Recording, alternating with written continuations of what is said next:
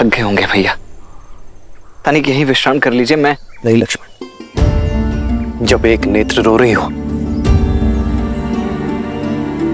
तो दूसरी विश्राम कैसे कर सकती है? मेरी सीता वहां पीड़ा में होगी, मुझे विश्राम करने की कोई आवश्यकता नहीं है। हमें शीघ्र ही माता शबरी तक पहुंचना होगा। आओ लक्ष्मण।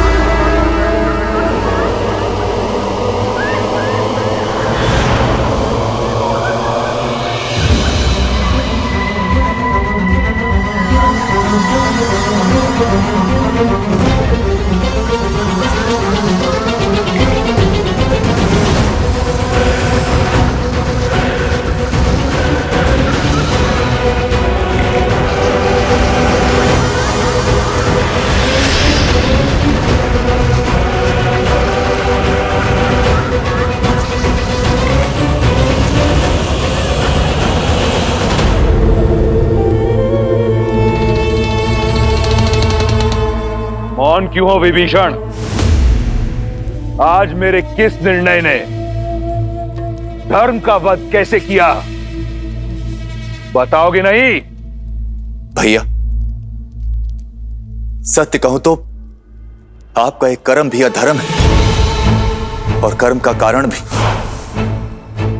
भैया, सब कुछ तो है आपके पास, शक्ति, सुख, समृद्धि, मेघनाथ जैसा आज्ञाकारी पुत्र, पतिव्रता पत्नी। भूमिका मत बांधो, सीधा सीधा विषय पर आओ। भैया, स्त्री चाहे शत्रुकुल की ही क्यों ना हो, वो सम्मान की अधिकारिणी है और स्त्री का हरण अधर्म है, पाप है। भैया, आप देवी सीता को लंका में लेकर नहीं आए, बल्कि विनाश का बीज बोया है आपने अशोक वाटिका में। किसी की हाय नहीं लेनी चाहिए, मेरा परामर्श मानिए। प्रश्न समूचे राक्षस साम्राज्य का है।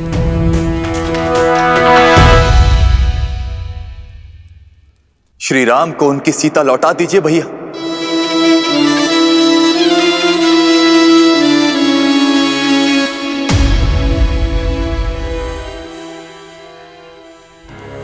क्या आप सबका भी यही विचार है? दया आती है मुझे कि राक्षसों की सोच इतनी छोटी है। विभीषण, तुमने सबसे अधिक समय मेरे साथ बिताया है, परंतु फिर भी तुम मुझे समझ नहीं पाए। इस सभा में उपस्थित हर राक्षस मेरी दूरदर्शिता से कोसों दूर है। धर्म अधर्म के द्वंद्व में ये भी भूल गए कि रावण जो करता है एक उद्देश्य से करता है, और उद्देश्य है वयम राक्षसम, राक्षसों को सर्वश्रेष्ठ बनाना। सीता कोई साधारण स्त्री नहीं, राजा जनक की पुत्री है, एक मनुष्य है। 14 लोकों पर हमारा आधिपत्य है। देवता, असुर, राक्षस, यक्ष गंधर्व किन्नर, पशु पक्षी, नाग कीट, भूत पिशाच वेताल, सब पर हमारा आधिपत्य है। केवल मनुष्य ही हैं जिन पर हम अपना आधिपत्य स्थापित नहीं कर पाए। और सीता को यहां लाकर उससे रक्त विवाह करने का उद्देश्य यही है कि एक बार सीता हमारी हुई तो राक्षसों और मनुष्यों में एक सेतु बनाऊंगा मैं।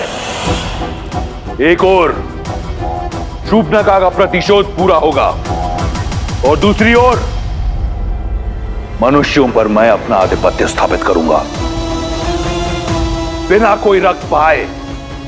अब कहो, क्या सहस्त्र प्राण बचाना अधर्म है? क्या अपनी संस्कृति को शिखर तक ले जाना पाप है? क्या मैं एक अधर्मी हूं, पापी हूं? कदापि नहीं भैया। मेरे भैया ने जो किया वो लंका के लिए किया। राम और लक्ष्मण ने मेरे सम्मान पर प्रहार किया और हमारे मान पर वार किया। ये दंड सीता को अवश्य मिलना चाहिए। हाँ, लंकेश ने उचित किया। हाँ, लंकेश ने उचित किया। हाँ, लंकेश ने उचित किया। हाँ,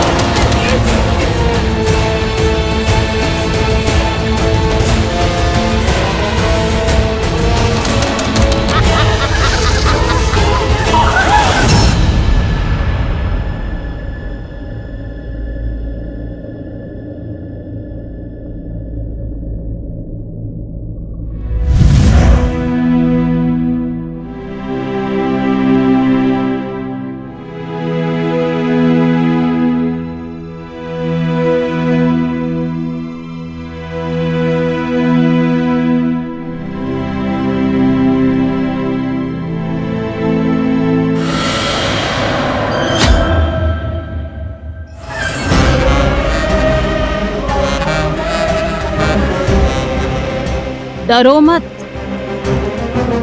त्रिजटा तुम्हें मारने नहीं आई है।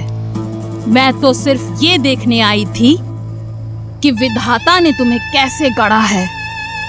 जिस लंकेश से विवाह करने के लिए तीनों लोक की सुंदरियां मरती हैं, उनका प्रस्ताव ठुकरा दिया तुमने। भला ऐसा कैसा साहस छिपा है इस कोमल काया में? अब मैं तुझे बताऊं मेरे अंदर क्या छिपा है। एक नरभक्षी।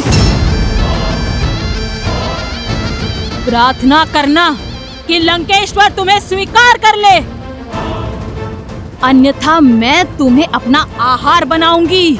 श्री राम, श्री राम।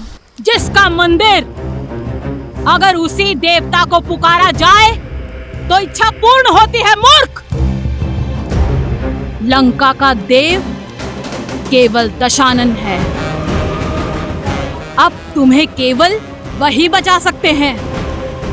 इसलिए राम का नाम भूलकर रावण के नाम का जप करना प्रारंभ करो।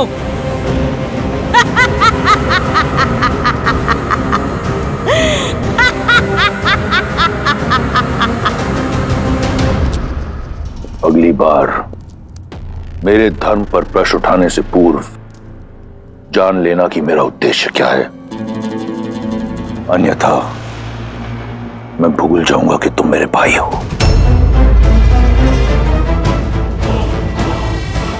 एक बात आपको भी स्मरण रखनी चाहिए दशानन, कि वो एक पतिव्रता नारी है। उसके श्राप की शक्ति पूरे असुर साम्राज्य को लील सकती है।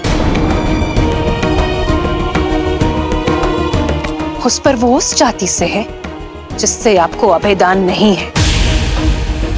इसलिए कुछ भी करने से पूर्व आप सोचिएगा अवश्य।